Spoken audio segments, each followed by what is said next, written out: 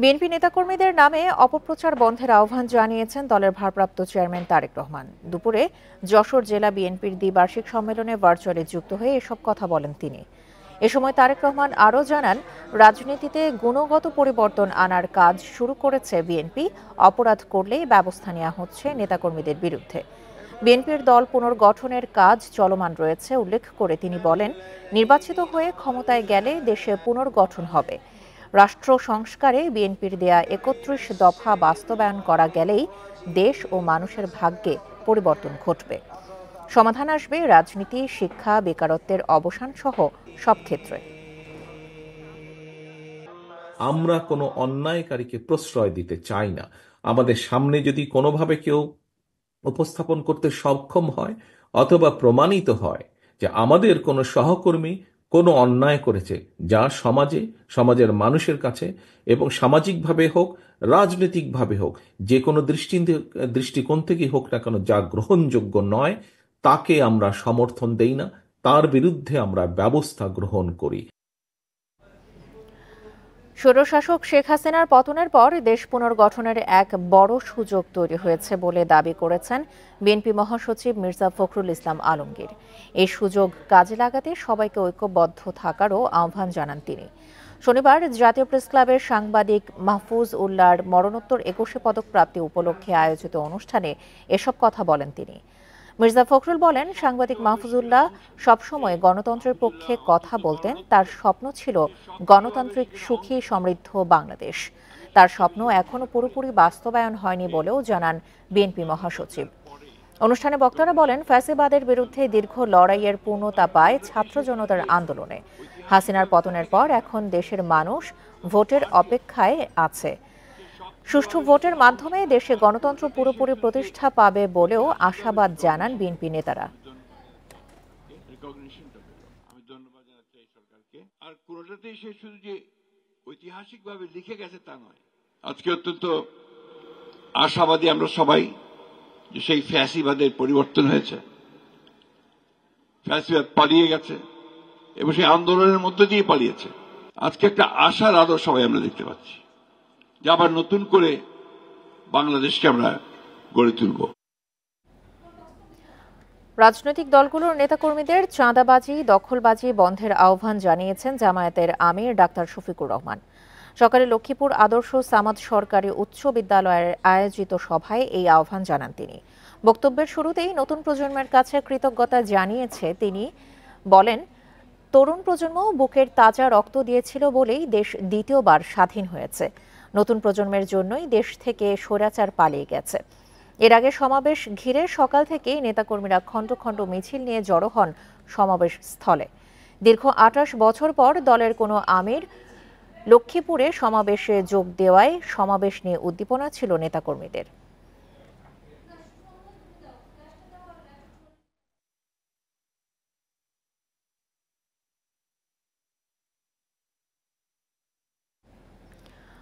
পাঁচ অগস্ট আওয়ামী লীগ সরকারের পতন অনিবার্য ছিল। সঠিক বিচার হলে শেখ হাসিনা অপরাধী হিসেবে চিহ্নিত হবেন বলেও মনে করেন বর্ষিয়ান রাজনীতিক সাবেক এমপি আব্দুল লতিফ সিদ্দিকী। ইন্ডিপেন্ডেন্ট টেলিভিশনকে দেয়া একান্ত সাক্ষাৎকারে অন্তর্বর্তী সরকারের কার্যক্রম নিয়েও সংশয় জানান আওয়ামী লীগ থেকে বহিষ্কৃত এই নেতা। জুলাই আগস্টের আন্দোলনে আওয়ামী লীগ সরকারের পতন, শেখ হাসিনার পালিয়ে যাওয়া ও চলমান রাজনীতির খুঁটিনাটি নিয়ে কথা বলেছেন বর্ষিয়ান রাজনীতিবিদ ও বীর মুক্তিযোদ্ধা আব্দুল লতিফ সিদ্দিকী। তার খোলামেলা আলোচনায় উঠে আসে দেশের ইতিহাস, আওয়ামী লীগের রাজনীতি ও পতনের চুলচেরা বিশ্লেষণ। কথা বলেছেন অন্তর্বর্তী সরকার, দেশের ভবিষ্যৎ রাজনীতি ও দল থেকে বহিষ্কার হওয়া প্রসঙ্গেও। বর্তমান প্রেক্ষাপটে ডক্টর ইউনূসের সরকার প্রত্যাশা পূরণ করতে না পারলেও ৫ আগস্ট আওয়ামী লীগ সরকারের পতন প্রয়োজন ছিল বলে মন্তব্য করেন টাঙ্গাইল ৪ আসনের ৬ বারের নির্বাচিত সংসদ সদস্য। রাষ্ট্র ব্যবস্থায় আজকে যেমন অস্থিরতা মনে হচ্ছে, ইতিহাসেও হয়তো একদিন প্রমাণ হবে ৫ আগস্টের প্রয়োজন ছিল। এটা বিপ্লবও নয়, বিদ্রোহও নয়, গণ অভ্যুত্থানও নয়, গণবিস্ফোরণ। এই গণবিস্ফোরণের প্রয়োজন ছিল। এ সময় আলোচনায় উঠে আসে হাসিনা সরকারের পতন ও ভারতে পালিয়ে যাওয়া প্রসঙ্গেও। হত্যা অমুক তমুক মামলা করতেছে, এটা তো রাজনৈতিক প্রতিহিংসা বা একটা রাজনৈতিক কালচার। পরাজিতকে সবাই পদদলিত করতে চায়, কিন্তু সঠিকভাবে বিচার করলে সে অপরাধী সাব্যস্ত হবে। তার ইচ্ছায় হোক অনিচ্ছায় হোক গণ বিস্ফোরণের মুখে দেশত্যাগ করতে হয়। দলীয় ও ব্যক্তিগত স্বার্থেই মন্ত্রিসভা থেকে বাদ ও আওয়ামী লীগ থেকে ছিটকে পড়ার কারণ হিসেবে উল্লেখ করেন সাবেক মন্ত্রী। যারা সংগঠনের নিয়ন্ত্রণকারী ছিল তাদের স্বার্থের হানি করব তারা মনে করেছে, তারা আমাকে বহিষ্কার করেছে। তাই ওনার আশপাশে যত জঞ্জাল তৈরি হয়েছে উনি তার দ্বারা আবর্জনার নিচে পচে গেছেন। তবে শিক্ষার্থীদের রাজনীতিতে যুক্ত হওয়াকে সাধুবাদ জানিয়ে স্বাগত জানান মুক্তিযোদ্ধা আব্দুল লতিফ সিদ্দিকী।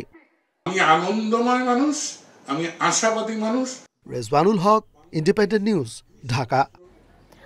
মাতৃভাষার গুরুত্ব বুঝতে ব্যর্থ হলে এসডিজি অর্জন সম্ভব হবে না বলেছেন প্রধান উপদেষ্টা প্রফেসর মোহাম্মদ ইউনূস।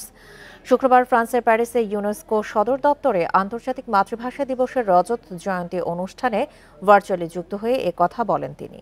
বলেন, মানুষের পরিচয়ের মূলেই মাতৃভাষা রয়েছে। সকলকে নিজের মাতৃভাষার গুরুত্ব বুঝতে হবে, অন্যথায় 3-0 তত্ত্ব ও টেকসই উন্নয়ন লক্ষ্যমাত্রা অর্জন সম্ভব হবে না। পরিচয়ের মূলেই মাতৃভাষা রয়েছে, সকলকে নিজের মাতৃভাষার গুরুত্ব বুঝতে হবে, অন্যথায় 3-0 তত্ত্ব ও টেকসই উন্নয়নে লক্ষ্যমাত্রা অর্জন সম্ভব হবে না, কারণ কাউকে পেছনে রেখে এগুলো বাস্তবায়ন করা যাবে না। খুলনা প্রকৌশল ও প্রযুক্তি বিশ্ববিদ্যালয়ে হামলাকারীদের গ্রেপ্তারের দাবিতে বিক্ষোভ মিছিল ও সংবাদ সম্মেলন করেছেন সাধারণ শিক্ষার্থীরা। দুপুর 12টায় সাধারণ শিক্ষার্থীদের ব্যানারে এই মিছিল বের হয়। মিছিলটি বিশ্ববিদ্যালয়ের বিভিন্ন সড়ক প্রদক্ষিণ করে। পরে তারা বিশ্ববিদ্যালয়ের বিভিন্ন ভবনে হামলাকারীদের ছবি সহ পোস্টার লাগায়। একই সঙ্গে তারা উপাচার্য, উপ উপাচার্য ও সহ ছাত্র বিষয়ক পরিচালক পদত্যাগের দাবি জানান। এছাড়া দ্রুত নতুন প্রশাসনের অধীনে শিক্ষা কার্যক্রম চালুর দাবি জানান। 4 দিন অতিবাহিত হয়ে গিয়েছে, কিন্তু এখনো এতদিন পরেও কোনো সন্ত্রাসী, কোনো চিহ্নিত সন্ত্রাসী সরকার এখন পর্যন্ত গ্রেফতার করে নাই। তারা প্রকাশ্যে ঘুরে বেড়াচ্ছে। আমরা শিক্ষার্থীরা আমাদের নিরাপত্তা নিয়ে শঙ্কিত। যে অভিভাবক আমাদের নিরাপত্তা নিশ্চিত করতে পারেনি তাকে আমরা আর আমাদের অভিভাবক হিসেবে চাই না। এটা আমাদের প্রত্যেকটা ছাত্রের শেষ কথা ছিল, আর এখনো আছে। কুয়েট ক্যাম্পাসের সবশেষ অবস্থা নিয়ে আরো জানাতে এই মুহূর্তে খুলনা থেকে যোগ দিচ্ছেন সহকর্মী AHM শামীমুজ্জামান। শামীম, আজও তো নানা কর্মসূচি পালন করেছেন কুয়েটের শিক্ষার্থীরা, ক্যাম্পাসের পরিস্থিতি এখন কেমন দেখছেন?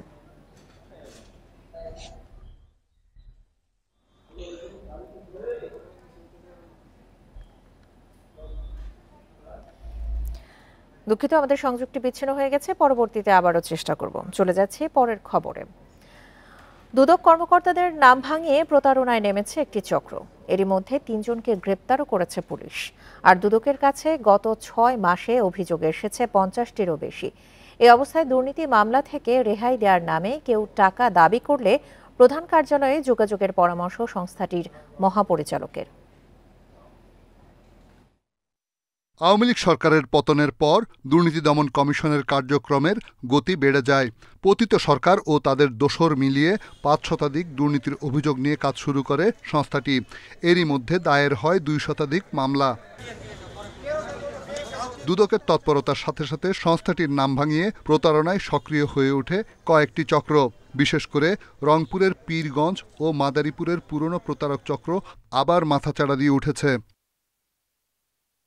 দুদক চেয়ারম্যানের নামে চাঁদাবাজির অভিযোগে গ্রেপ্তার করা হয় পীরগঞ্জের রেজওয়ানুল ইসলাম সহ 3 জনকে। দুর্নীতি দমন কমিশনের যদি কোনো ব্যক্তির বিরুদ্ধে বা কোনো অনুসন্ধান গৃহীত হয়ে থাকে তাহলে অবশ্যই তারা আপনার সাথে লিখিতভাবে চিঠি দিয়ে, যদি বক্তব্য নেওয়ার প্রয়োজন হয় আপনাকে চিঠি দিয়ে বক্তব্য নেওয়ার জন্য বলবে, অফিসে আসতে বলবে। কখনোই আপনাকে টেলিফোন করে বলবে না যে আপনার নামে একটা অভিযোগ এসেছে, আপনি এসে দেখা করেন, আপনি এখনই যোগাযোগ করেন, মাননীয় চেয়ারম্যানের কাছে ফাইল এখনই চলে যাবে। দুদকের মামলা থেকে রেহাই দেওয়ার নামে টাকা দাবি করে থাকে এসব চক্র, যাদের সাথে দুদকের কোনো সম্পর্ক নেই বলে দাবি সংস্থাটির। ব্যক্তি প্রতারণা করে যদি কোনো ফোন কল করে থাকে তার দায়িত্ব হবে নিকটস্থ দুর্নীতি দমন কমিশন কর্মকর্তাদেরকে অবহিত করা, অথবা 106-এর মাধ্যমেও আমাদেরকে তারা এই বিষয়টা জানাতে পারেন। নিজেদের অন্তত 12 কর্মকর্তার বিরুদ্ধে দুর্নীতির অভিযোগ অনুসন্ধান করছে দুদক। এরই মধ্যে মামলা করা হয়েছে 4 কর্মকর্তার বিরুদ্ধে। রিশাদ হুদা, ইন্ডিপেন্ডেন্ট নিউজ, ঢাকা। কুয়েট ক্যাম্পাসের সবশেষ অবস্থা নিয়ে জানতে আমরা আবারও যোগ দিচ্ছি আমাদের সহকর্মী AHM শামীমুজ্জামানের সাথে। শামীম, আজও তো নানা কর্মসূচি পালন করেছেন কুয়েটের শিক্ষার্থীরা, ক্যাম্পাসের এই মুহূর্তের পরিস্থিতি আপনি কেমন দেখছেন?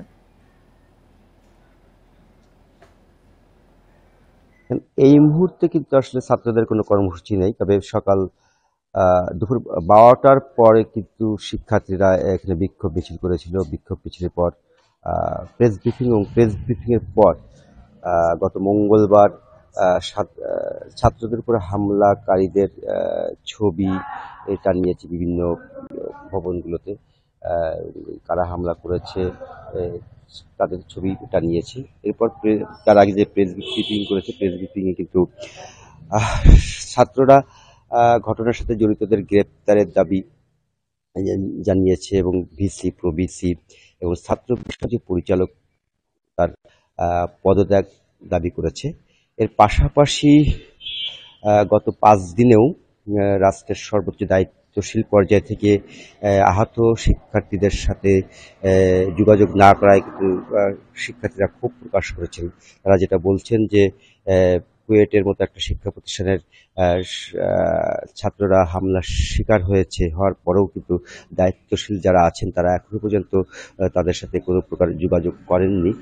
এর পাশাপাশি তারা যে দাবিটা জানিয়েছে, যেহেতু আমরা আগেও বলেছি যে 28 তারিখ পর্যন্ত কুয়েট সিন্ডিকেটের সবাই একাডেমিক কার্যক্রম বন্ধের সিদ্ধান্ত হয়েছে। তারা যেটা বলছেন যে দ্রুত একাডেমিক কার্যক্রম যাতে শুরু হয় সে দাবিও তারা করেছেন, তবে সেটা নতুন প্রশাসনের অধীনে। তারা বলছেন যে কুয়েটের ভিসি, প্রভিসি এবং ছাত্র বিষয়ক যে পরিচালক আছে তাদের পদত্যাগের পর নতুন ভিসির নিয়োগ দাবির পাশাপাশি এবং নতুন ভিসির অধীনে যাতে দ্রুত একাডেমিক কার্যক্রম শুরু হয় সেই দাবিটিও তারা করছেন। এবং তারা বলছেন যত সময় না তাদের দাবি আদায় হবে তারা কর্মসূচির মধ্যেই থাকবে এবং আরও কঠোর কর্মসূচি তারা পালন করবে এবং তারা দাবি আদায় না হওয়া পর্যন্ত আন্দোলন থেকে সরে যাবে না বলেও আমাদেরকে তারা জানিয়েছেন। তো এই ছিল আমার কাছে সর্বশেষ তথ্য। কুয়েট ক্যাম্পাসের পরিস্থিতি নিয়ে জানাচ্ছিলেন আমাদের সহকর্মী AHM শামীমুজ্জামান। ঝিনাইদহের শৈলকুপায় পূর্ব বাংলার কমিউনিস্ট পার্টির আঞ্চলিক নেতা হানিফ আলী সহ 3 জনকে গুলি করে হত্যা করা হয়েছে। রাতে উপজেলার রামচন্দ্রপুর গ্রামের এই ঘটনা ঘটে। হত্যার দায় স্বীকার করেছে চরমপন্থী সংগঠন জাসদ গণবাহিনী। পুলিশ জানায় রাত 8টার দিকে শ্মশানঘাট এলাকায় গুলির শব্দ শুনতে পায় স্থানীয়রা। পরে পুলিশ ঘটনাস্থলে গিয়ে 3 জনের মরদেহ উদ্ধার করে। নিহতদের মধ্যে আরেকজন হানিফের শালক মোহাম্মদ লিটন বলে প্রাথমিকভাবে জানিয়েছে পুলিশ। বাকি একজনের পরিচয় শনাক্তের চেষ্টা চলছে বলে জানায় পুলিশ। ঘটনাস্থল থেকে 2টি মোটরসাইকেল উদ্ধার করা হয়। দায় স্বীকার করে গণমাধ্যম কর্মীদের হোয়াটসঅ্যাপে খুদে বার্তা পাঠিয়েছে জাসদ গণবাহিনীর নেতা কালো। ফায়ার হয়েছে শ্মশানে, তো আমরা এসে 5-6টা গাড়ি নিয়ে আসলাম। এসে কেনালে ঘুরিয়ে বেড়িয়ে দিকে পাই নাই, চলে গিয়েছি। পরে শুনলাম যে প্রশাসনের মাধ্যমে শুনলাম যে 3টা লাশ পড়ে গিয়েছে। এখানে 3টি লাশ পড়ে আছে এবং হলো যে 2টি মোটরসাইকেল আছে সাথে। 3টা লাশ আছে, 3টা লাশেরই গুলি করছে, সেটা আমরা দেখতে পারছি। একটার মাথায় গুলি করছে, বুকে গুলি করছে, 3টারই গুলি করে মারছে। মহাসড়কে চলন্ত বাসে ডাকাতি ও শ্লীলতাহানির ঘটনায় 3 জনকে গ্রেপ্তার করেছে পুলিশ। শুক্রবার রাতে সাভার এলাকা থেকে তাদের গ্রেপ্তার করা হয়। তাদের কাছ থেকে 3টে মোবাইল ফোন, একটি ধারালো অস্ত্র ও 29,370 টাকা উদ্ধার করা হয়। তারা সবাই আন্তঃজেলার ডাকাত দলের সদস্য। গ্রেপ্তারকৃতরা হল মানিকগঞ্জের মুহিত, শরীয়তপুরের সবুজ এবং ঢাকার শরীফ। বেলা 11:30টায় টাঙ্গাইলে জেলা পুলিশ সুপার মোহাম্মদ মিজানুর রহমান সংবাদ সম্মেলনে এসব তথ্য জানায়। বলেন, অপর আসামিদের গ্রেপ্তারে অভিযান অব্যাহত রয়েছে। এর আগে বৃহস্পতিবার রাতে ওমর আলী নামে এক বাস যাত্রী বাদী হয়ে মির্জাপুর থানায় মামলা দায়ের করেন।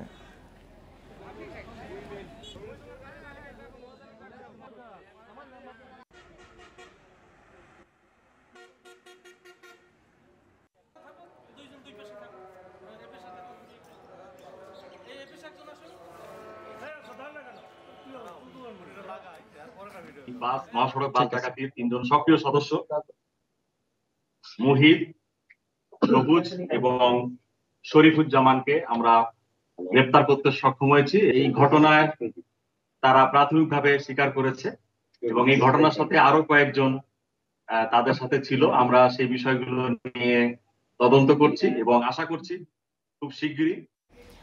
গোপালগঞ্জের কাশিয়ানীতে এক বাসের পেছনে আরেক বাসের ধাক্কায় চালক ও সহকারী নিহত হয়েছেন। দুর্ঘটনায় আহত হয়েছেন 10 জন। সকাল 10:15টার দিকে ঢাকা খুলনা মহাসড়কের হিরণ্যকান্দি এলাকায় এই দুর্ঘটনা ঘটে। পুলিশ জানায়, ঢাকা থেকে খুলনাগামী টুঙ্গিপাড়া এক্সপ্রেসের একটি যাত্রীবাহী বাস খুলনায় যাচ্ছিল।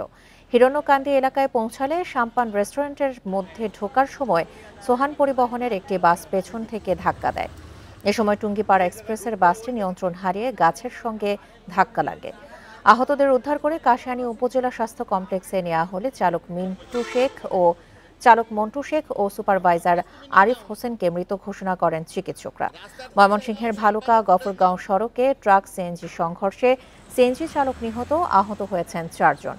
এদিকে ঢাকার নবাবগঞ্জে মোটরসাইকেলের নিয়ন্ত্রণ হারিয়ে মোহাম্মদ হুমায়ুন নামে এক ব্যবসায়ী নিহত হয়েছেন।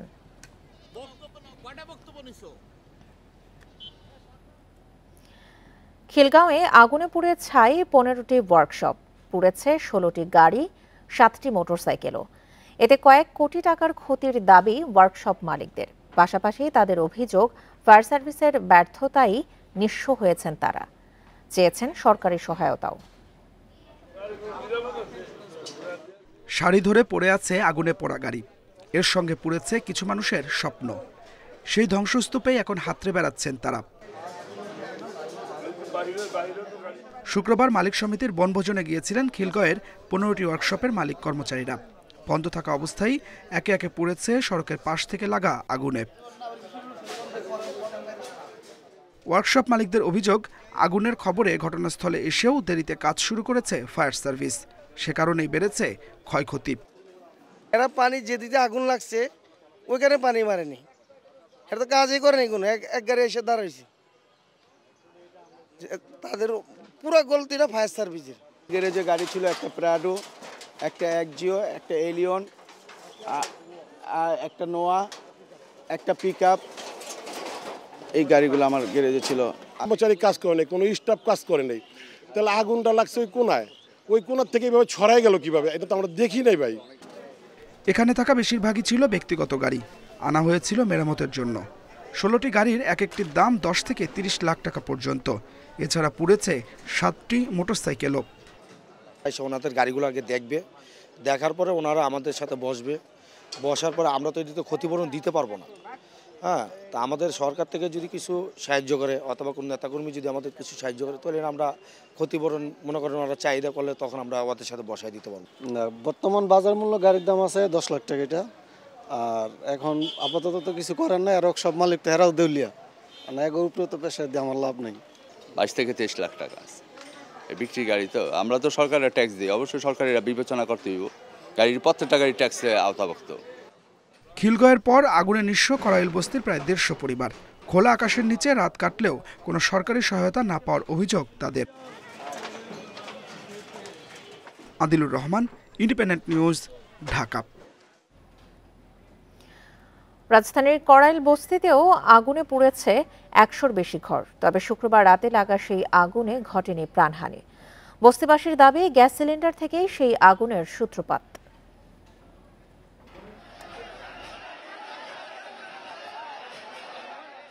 শুক্রবার রাত 1:45 আগুনে পুড়ছে করাইল বস্তি। ছুটোছুটি শুরু হলেও তখনও ঘুম ভাঙেনি অনেকের। তাদের উদ্ধারে প্রথমে এগিয়ে আসেন স্থানীয়রা।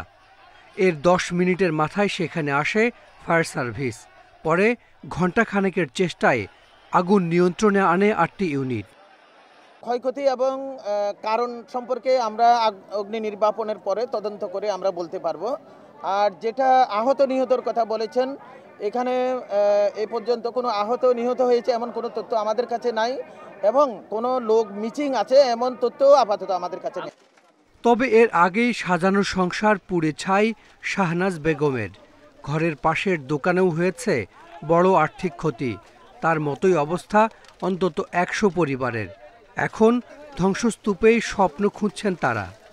তো রাতে আমরা সবাই খাওয়া দাওয়া করে লাইট নিবে শুইছি, রাতে 12:30 বাজে মানে শুনি চিল্লাপাল্লা, পরে ঘরে দরজা খুলে দেয়, পরে এদিকে আগুন আয়া পড়ছে। আমরা বাইরেতে আমগো ঘরে লাগিয়ে গেছে গা, আমরা একটা সুতাও বাইর করতে পারি নাই, সব পুড়ে গেছে গা আমগো। এই খাটে আমি ঘুমানো ছিলাম, ঘুমের থেকে এখান থেকে উঠতে দেখি ফাঁক দেওয়া ধোঁয়া আসছে, তো আর চিল্লি অনেক, তো দৌড়ায় বাইরে এসেছি, খালি পায়ে বাইরে এলাম, বাইরে দেখি আগুনটা ছোট, বেশি বড় না। তো এই দেখতে দেখতেই ভাই দাম করে বাস্ট হয়ে বড় হয়ে গেল, আগুনটা পুরো ধৈরা মইরা সব কিছু শেষ হয়ে গেল ভাই, এই 10 মিনিটের ভিতরে সব শেষ। বাড়ানোর সুযোগ পাইছি না, পরে 2 জন আমার ভাঙ্গা বাইর করছে বেড়া, এই পর্যন্ত আর খবর পাই না, অজ্ঞান হয়ে গেছিলাম সব, কোনো কিছু খালি শরীরে কাপড়টা আছে। রাজধানীর সবচেয়ে বড় বস্তি কড়াইল, এর আগেও আগুন লেগেছে কয়েক দফা। তা মোকাবিলায় স্থানীয়দের প্রশিক্ষণ দিয়েছে fire service. Hasan Misba, independent news, Dhaka. আপনারা দেখছেন বিরতিহীন সংবাদ দুপুর। সংবাদে অন্যান্য খবরের সাথে আরও যা থাকছে: রেলের ইঞ্জিন সংকটে কন্টেইনার পরিবহনে অচলাবস্থা, বন্দরে জট, ব্যবসায়ীদের উৎকণ্ঠা।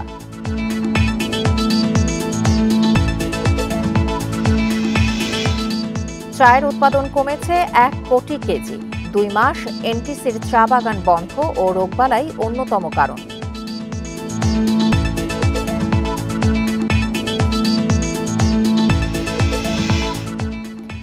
রেলপথে চট্টগ্রাম বন্দর থেকে ঢাকা আইসিডিগামী কন্টেইনার পরিবহনে অচলাবস্থা দেখা দিয়েছে। প্রতিদিন 3টি ট্রেনে কন্টেইনার পরিবহনের কথা থাকলেও এখন একটি চালাতেই হিমশিম খাচ্ছে রেল কর্তৃপক্ষ।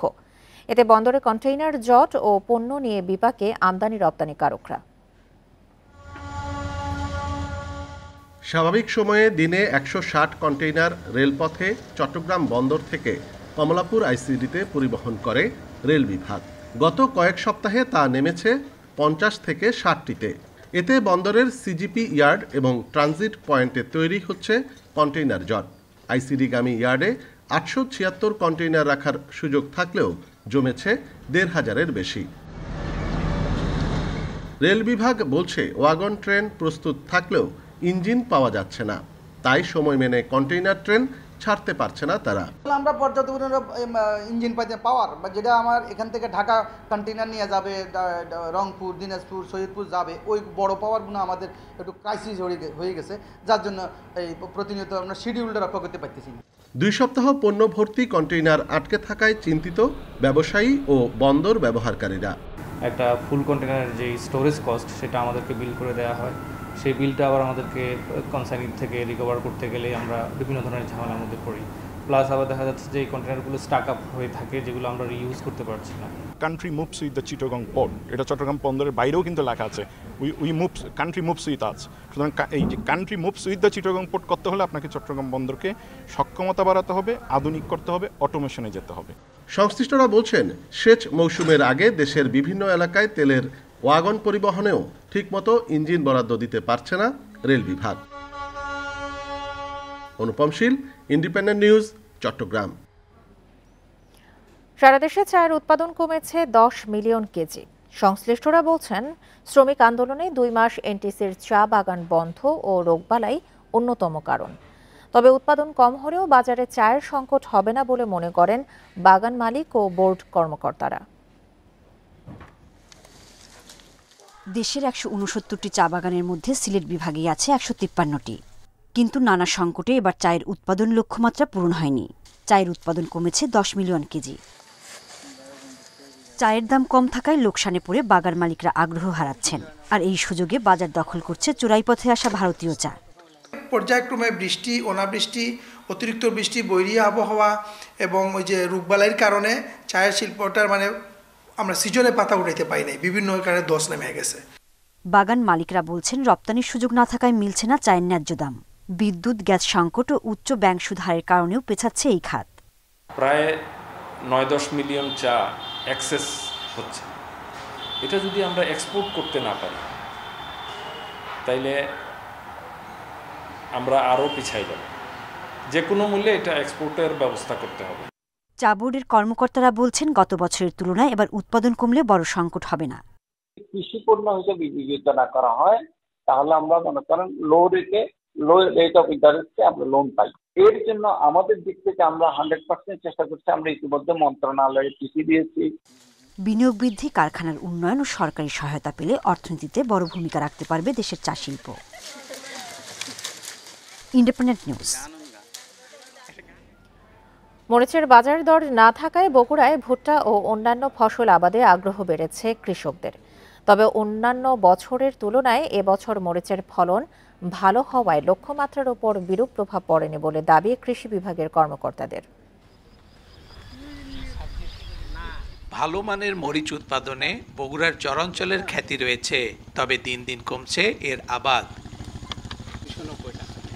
গত মৌসুমে পুরো জেলায় 48,555 বিঘা জমিতে মরিচ চাষের লক্ষ্যমাত্রা নির্ধারণ করা হয়, তবে 3,300 বিঘায় আবাদ করেনি কৃষক।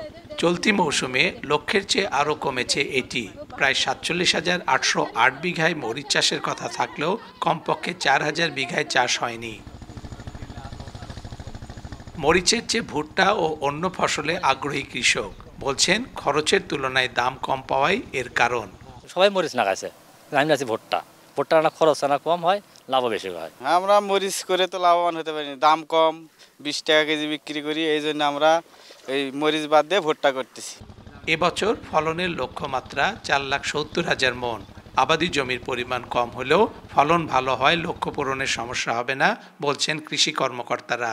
টোটাল যে আমাদের উৎপাদন লক্ষ্যমাত্রা সেটি বিঘা প্রতি আমরা বিগত বছরের চেয়ে এবছর কিন্তু 5 থেকে 6 মন আমরা বেশি ফলন পাচ্ছি, কারণ এবছর আবহাওয়া যথেষ্ট ভালো ছিল। গত বছর সারা দেশে মরিচ চাষ হয় 9,41,000 বিঘা জমিতে। এতে শুকনো মরিচ পাওয়া যায় প্রায় 67,50,300 মন। এবছর 9,52,000 বিঘায় শুকনো মরিচ ফলনের লক্ষ্যমাত্রা ধরা হয়েছে প্রায় 70 লাখ মন। Hasibur Rahman, independent news, Sariakandi, Bogura. পাহাড়ে ফুটেছে বাহারি ফুল। বসন্তের শিমুল, সজনে, পলাশ, উদাল, বসন্ত মঞ্জুরি সহ নানা ফুলে রঙিন প্রকৃতি। বেড়াতে এসে ফুলের সৌন্দর্যে মুগ্ধ পর্যটকরাও। বন উজাড়ের ফলে হারিয়ে যাচ্ছে অনেক বৃক্ষ। পাহাড়ের প্রকৃতি ও পরিবেশ রক্ষায় গাছ সংরক্ষণের তাগিদ পরিবেশ কর্মীদের। পাহাড়ে রং ছড়িয়েছে কমলা ও লাল রঙের শিমুল। ফুলের মধু পান করতে ছুটে আসছে পাখি ও কাঠবিড়ালি। রঙিন হয়ে উঠেছে পার্বত্য চট্টগ্রামের বিলুপ্তপ্রায় উদাল। ফুটেছে পলাশ, বসন্ত মঞ্জুরি, সজনে সহ নানা ধরনের ফুল। বছরের অন্য সময়ের তুলনায় বসন্তের প্রকৃতি দেখে মুগ্ধ পর্যটকরাও। অসাধারণ এই সৌন্দর্যে আরো নতুন মাত্রা যোগ করেছে এখানকার বিভিন্ন ধরনের পাহাড়ি ফুল। সৌন্দর্য ছড়াচ্ছে, যেটা দেখে আমাদের এই দূর থেকে চট্টগ্রাম শহর থেকে আসার ক্লান্তিটা এক নিমিষেই মিশে গেছে। এখানে অনেক ধরনের পাহাড়ি ফুল ফুটেছে, যেমন পলাশ, শিমুল, আরো অনেক ধরনের ফুল। এগুলো সব কিছু একাকার মিলে পাহাড়ের এক নতুনই রূপ সৃষ্টি হয়েছে। তবে পরিবেশবাদীরা বলছেন ক্রমাগত বন উজাড়ের কারণে হারিয়ে যাচ্ছে উদাল, শিমুল সহ নানা প্রজাতির গাছ ও উদ্ভিদ। পাহাড়ের সৌন্দর্য ও প্রকৃতি রক্ষায় দেশি বৃক্ষ সংরক্ষণে উদ্যোগ নেওয়ার তাগিদ তাদের। বন উজাড়ের কারণে এবং এই জনসংখ্যার বৃদ্ধির কারণে আসলে আমাদের এই বিশেষ করে হচ্ছে উদাল, পলাশ, শিমুল এগুলো উজাড় হয়ে যাচ্ছে। তো আমি মনে করি আসলে এটা আমাদের উদ্যোগ নেওয়া দরকার। পাহাড়ের বিভিন্ন প্রজাতির ফুল ও দেশীয় গাছ রক্ষা প্রকল্পের আওতায় প্রতি বছরই বিভিন্ন প্রজাতির চারা বিতরণ করা হচ্ছে বলে জানান এই কর্মকর্তা। উপযুক্ত এলাকাতে আমরা ওই স্পিসিসগুলো যাতে ফিরে আসে এটার জন্য একটা কার্যক্রম আমরা চালাচ্ছি এবং সেটা কন্টিনিউ করতেছি। উদল সহ আরও বিভিন্ন স্পিসিস আমরা এখানে কিন্তু সংরক্ষণ করতেছি, এখান থেকে যাতে হারিয়ে না যায়। পার্বত্য চট্টগ্রামে বিলুপ্তির পথে প্রায় 185 প্রজাতির উদ্ভিদ। Independent news. আর এছাড়া এখনকার মতো বিরতিহীন সংবাদ দুপুরে, আমন্ত্রণ পরের আয়োজনে।